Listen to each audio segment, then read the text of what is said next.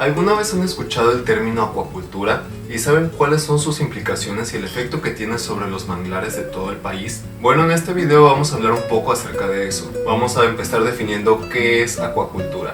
La acuacultura es un término que se utiliza para referirse a todas esas prácticas que involucran el manejo de especies acuáticas, por ejemplo peces, crustáceos, también moluscos, etc. En estas prácticas, estos animales suelen tenerse bajo condiciones controladas durante su crecimiento. Esto permite tener un mayor control sobre la cantidad de organismos que se producen, a diferencia de la pesca convencional que se realiza, por ejemplo, en mar abierto, en lagos, en lagunas, etc. Al tener un mayor control sobre los organismos y cómo crecen, también se puede controlar el peso que llegan a alcanzar. Esto a través de su alimentación, una alimentación controlada que lo que va a facilitar es que adquieran un mayor peso en un menor tiempo y también que la calidad de su alimento sea muy alta y también que la calidad nutrimental de estos alimentos, cuando ese es su propósito, sea incluso mayor para el ser humano. Otra ventaja que tiene la acuacultura es que no se tiene que invertir tanto dinero para que la gente vaya a mar abierto y traiga un montón de peces de vuelta al continente, lo que lo hace una opción muy viable para producir alimento y abastecer a una gran cantidad de la población. Otra ventaja de la acuacultura es que puede realizarse en estanques controlados que no tienen que ser excesivamente grandes. La extensión de la acuacultura puede variar mucho dependiendo del objetivo o de la cantidad de organismos que se planteen producir o del tipo de especie que se esté manejando. Por este motivo, en 2022 la acuacultura alcanzó a producir 180 millones de toneladas de productos, a diferencia de la pesca convencional que alcanzó alrededor de 80 millones de toneladas. Esto quiere decir que la acuacultura está teniendo un éxito grandísimo y puede ser también una sustitución a la pesca convencional. Sin embargo, todavía se necesita la pesca tradicional porque no todos los organismos pueden ser cultivados de forma tan sencilla. Un ejemplo de esto es las langostas, que tardan muchísimo tiempo en crecer y por este motivo no siempre es rentable que se produzcan bajo condiciones de acuacultura y muchas veces se suelen obtener de recursos silvestres. En la actualidad, la acuacultura es bastante importante porque permite abastecer una gran cantidad de personas, como yo he mencionado antes, de una calidad muy buena. O sea, los productos que vienen de la acuacultura realmente son muy buenos porque se tiene el control de los alimentos que consumen los organismos que se están produciendo. Entonces esto tiene muchas ventajas porque ocupan un área un poco reducida y pueden producir grandes cantidades de alimento para muchas personas. Y esto hace que crezca la demanda por este tipo de prácticas. Sin embargo, la producción de la acuacultura también conlleva un riesgo para algunos ecosistemas, y es que tanta demanda hace que se construyan una gran cantidad de lugares o centros de acuacultura. Se construyen muchos estanques, muchos laboratorios, y muchas veces esto se hace alrededor de cuerpos de agua e incluso cuerpos de agua costeros, como lagunas costeras, manglares, pastos marinos, marismas. Esto se hace con el fin de que puedan recolectar una mayor cantidad de agua que está disponible. Pero también tiene una desventaja muy grande, y es cuando se reemplaza estos ecosistemas para llevar a cabo la acuacultura.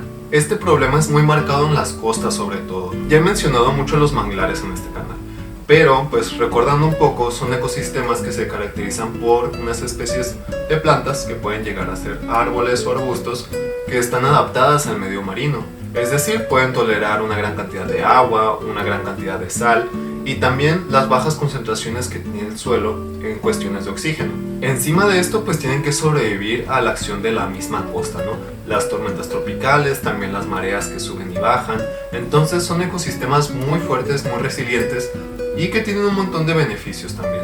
Para poder sobrevivir a estas condiciones tan adversas de la costa, han desarrollado un sistema de raíces, unas raíces que sobresalen del suelo. En el caso del mangle rojo, por ejemplo, a cierta altura del tronco empiezan a salir raíces que después se clavan en el sedimento y empiezan a enraizar otra vez. Esto hace que tengan un sostén al sustrato en el que se encuentran y evita que se los lleve corrientes muy fuertes, o la marea, el oleaje o vientos. Entonces esto les ayuda muchísimo a estos árboles a sobrevivir en este ambiente.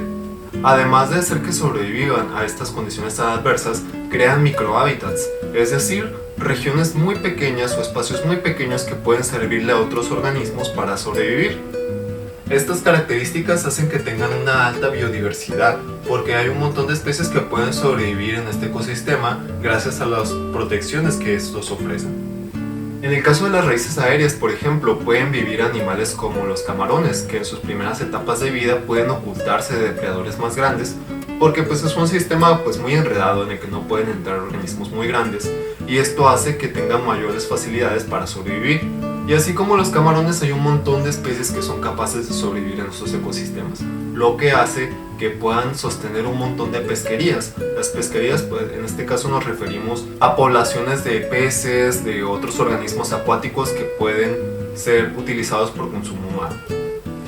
Otra característica, además de la alta biodiversidad, es que estos ecosistemas, al igual que muchos otros humedales, son capaces de remediar el ambiente, es decir, pueden absorber hasta cierto punto contaminantes del cuerpo de agua, y esto hace que las aguas queden un poco más limpias. Entonces en la acuacultura estos ecosistemas pues son muy importantes porque todas estas características que les mencioné benefician a este tipo de prácticas. Por ejemplo, la alta biodiversidad hace que tengamos más especies que podamos aprovechar a nivel comercial disponibles en un cuerpo de agua y en un solo ecosistema.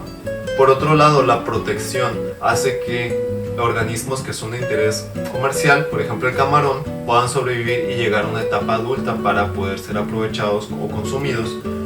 Y también este ecosistema hace que se facilite la pesca convencional. Por ejemplo, ir a recolectar moluscos en una laguna puede ser más sencillo porque pues muchos moluscos se pueden desarrollar de manera sencilla en este tipo de ecosistemas.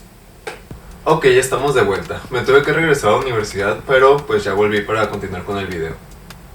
Nos quedamos en que los manglares tienen un impacto muy grande y muy positivo sobre la acuacultura. De hecho, es benéfico tener manglares cerca de los estanques porque también es una fuente de agua que permite pues abastecer de los estanques para el cultivo de los organismos acuáticos.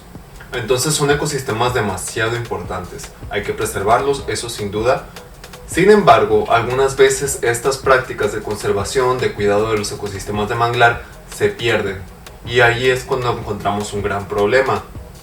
Anualmente se pierden cientos de hectáreas de manglares. Solo en los años 90 se perdió alrededor de la mitad de los manglares que estaban presentes en parte de Asia, Sudamérica y Centroamérica. Y pues esto es algo muy alarmante porque pues estos ecosistemas son muy importantes y más en este contexto de cambio climático que estamos atravesando en la actualidad. Algunas de las razones por las cuales se pierden estos ecosistemas son el cambio de uso de suelo, que es básicamente pues el ecosistema que estaba antes se quita y ahora se empieza a hacer algo diferente. Por ejemplo, cuando nosotros vamos y quitamos un bosque para establecer una zona de agricultura, eso es un cambio de uso de suelo porque quitamos todas las plantas del bosque y ahora estamos plantando otro tipo de vegetación. Lo mismo ocurre con los bosques de manglares. Cuando se quitan los bosques para construir zonas de acuacultura, aquí viene un cambio de uso de suelo y se pierden estos ecosistemas, lo cual es muy negativo. Además de la deforestación que se hace en este tipo de prácticas, otro problema que tienen con los manglares es la contaminación y el impacto que tiene sobre ellos. Para empezar, tenemos un proceso que se conoce como eutrofización. Básicamente nosotros tenemos ecosistemas que en condiciones normales tienen pocos nutrientes, y esto no es algo negativo, es algo simplemente natural. Estos pocos nutrientes van a ser aprovechados por algunos organismos que a su vez van a ser aprovechados por otros organismos de mayor tamaño, y así se va haciendo una cadenita que favorece a todo el ecosistema. Entonces todo puede funcionar con esos pocos nutrientes disponibles. Sin embargo, con la acuacultura hay un problema y es la descarga. Muchas veces para alimentar a los organismos acuáticos lo que hacen es darles pues alimentos especializados que no siempre pueden aprovechar estos organismos. No es que no lo quieran aprovechar, sino que quizás no aprovechan todos los nutrientes porque ese es su metabolismo simplemente. Entonces quedan desechos que todavía están cargados de nutrientes como el fósforo y el nitrógeno. Y cuando estos desechos se van a descargar en cuerpos de agua cercanos donde se encuentran los manglares, empiezan a proveer un montón de nutrientes que pueden aprovechar algunos microorganismos. Estos microorganismos lo que van a hacer es crecer de una forma desmesurada, es decir, pues sin ningún tipo de control porque ya les dieron todo el alimento que ocupaban y pues ya no tienen ninguna limitante. Y muchas veces esto es negativo porque pueden existir especies que pueden ser dañinas para otras. Por ejemplo, hay especies que liberan toxinas que pueden dañar a otros peces o incluso al ser humano. Esas son las famosas floraciones algales nocivas, por ejemplo. Pero también hay otros microorganismos que se producen en tanta cantidad que pueden tapar la luz y hay otros organismos que no pueden aprovecharla, y así pues se hace una cadenita que va afectando a unos y a otros organismos en el ecosistema hasta que todo queda muy impactado. Otra cosa negativa de esta eutrofización es que algunos manglares que presentan una gran cantidad de fósforo tienden a crecer mucho, pero pues esto no siempre es bueno porque crecen algo más frágiles. Entonces cuando cambian las condiciones del ecosistema, cuando viene una tormenta, cuando pasa un fenómeno así atípico, les pega en la torre. O sea, muchos se mueren y pues eso es por el exceso de fósforo que tenían, que pues no les permitió crecer de forma adecuada. Entonces esto es un impacto muy malo para los ecosistemas de manglar. Otro impacto negativo sobre los ecosistemas de manglar que presenta la acuacultura es la contaminación por microplásticos. Muchas veces pues se utilizan plásticos, ¿no? Como en todas partes, los microplásticos ya están en todas partes. Luego haré un video al respecto. Y esto pues también es malo porque pues a veces puede llegar a dañar el sistema vascular del mangle, y pues eso le trae muchas consecuencias, incluso puede morir. Otra consecuencia que tiene la acuacultura sobre los ecosistemas de manglar es la introducción de especies exóticas. Una especie exótica pues nos referimos a una especie que viene de otro lado básicamente. Muchas veces se crean estos estanques y se usan especies que no son nativas del ecosistema o de la región en la que se construyeron. Pero muchas veces hay especies exóticas que son capaces de sobrevivir. Un ejemplo de esto es la cotorra argentina aquí en el desierto de Sonora. Aquí en Hermosillo sobre todo podemos ver un montón de parvadas de cotorras argentinas. Obviamente pues no son de aquí por el nombre, pero aún así le hacen competencia a muchas especies que sí son de aquí. Pues eso es algo muy peligroso porque afecta a nuestra biodiversidad local. Entonces, eso mismo pasa con las especies acuáticas que se encuentran en las zonas de acuacultura. Y esto no es algo que pase siempre. Tampoco hay que satanizar a la acuacultura porque ese tampoco es el punto. Como ya mencioné, tiene muchísimos beneficios y es una práctica que va a continuar. Pero sí han ocurrido algunas ocasiones en las que pues se sale esto de control, ¿no? Pues una especie se sale del estanque quizás y empieza a reproducirse en gran cantidad y afecta a otras especies nativas. Entonces ahí ya empezamos a presentar un problema para la biodiversidad local. Bueno, me quedé en que las zonas de acuacultura tienen diferentes formas de afectar a los manglares.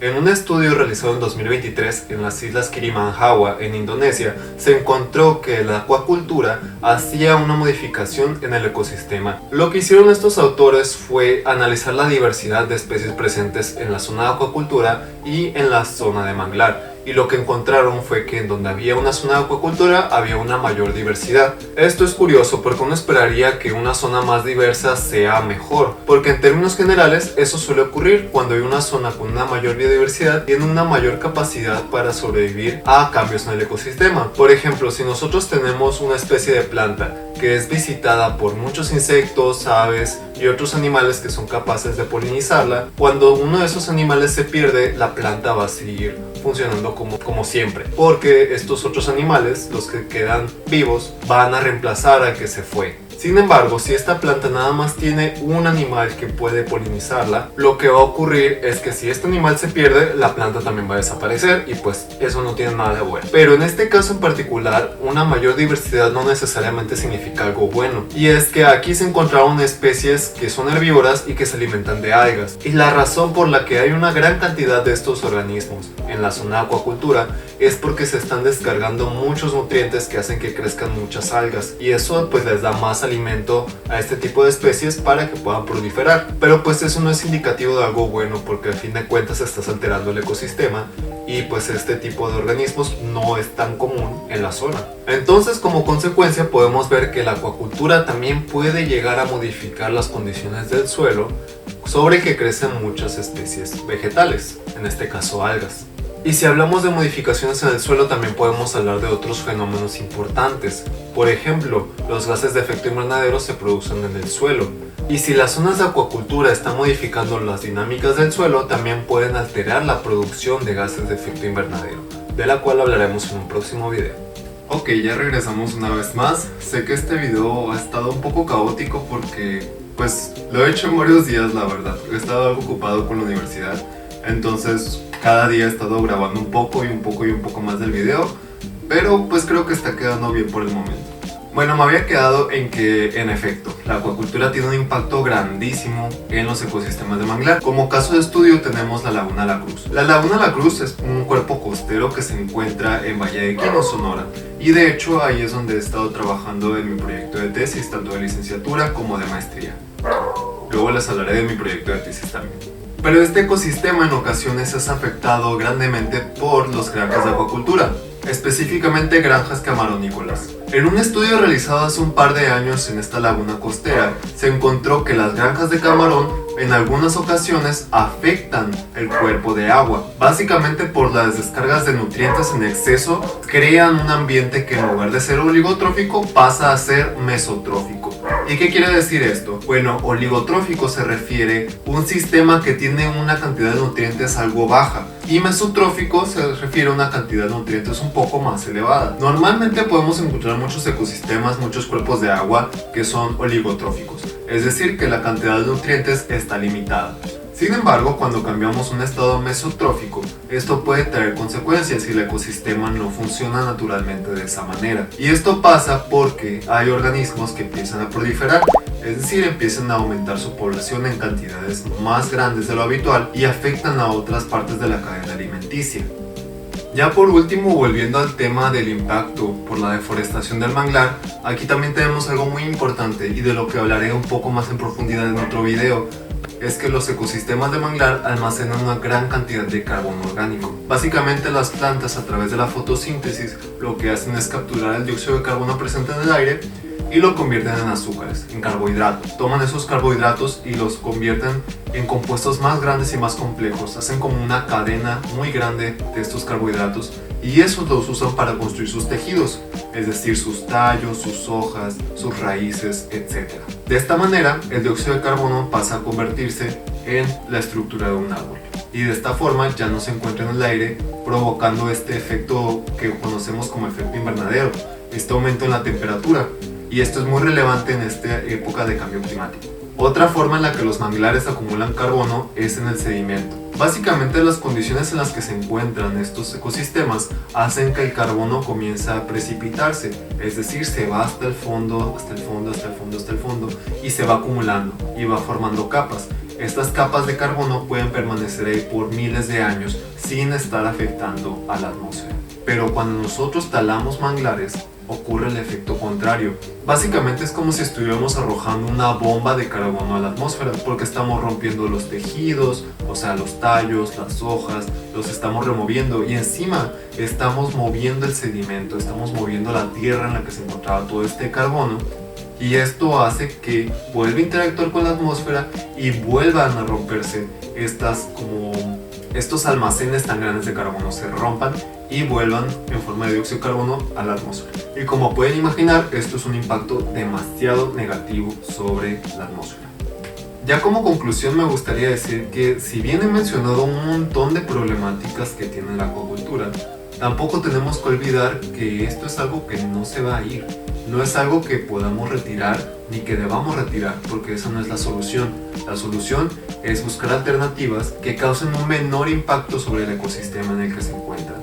Quizás no construir 1 millón de campos de acuacultura y nos quedamos con quizás 10.000 en lugar de 1 millón, pues ya eso es un avance, ¿no? Que no es lo ideal, pero pues se tiene que empezar por algo. Algunas de las soluciones son buscar sitios adecuados para construir otros centros de acuacultura, no talar los manglares porque esto pues trae un montón de consecuencias.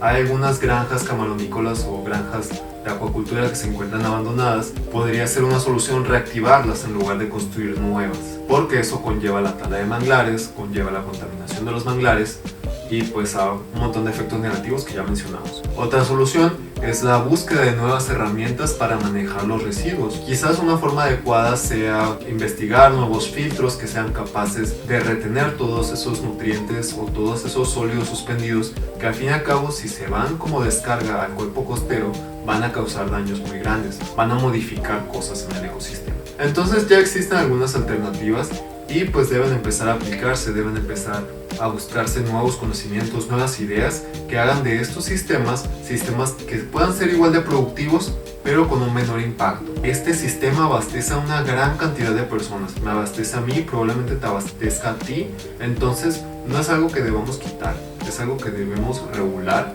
con un objetivo más amigable con el ecosistema. Y bueno, si les gustó este video los invito a que se suscriban a este canal. voy a seguir subiendo videos sobre ciencia, sobre biología, que es lo que más me gusta. En un futuro video me gustaría hablar un poco de mi tema de tesis, porque pues básicamente se dan los ecosistemas de manglar de los que he estado hablando. Pero si tienen alguna otra idea de video, pueden dejar en los comentarios con toda confianza y lo voy a tomar en cuenta para el futuro. Y bueno, muchas gracias por ver este video. Mi nombre es José Miguel y espero haberlos dejado con más preguntas que respuestas. Hasta la próxima.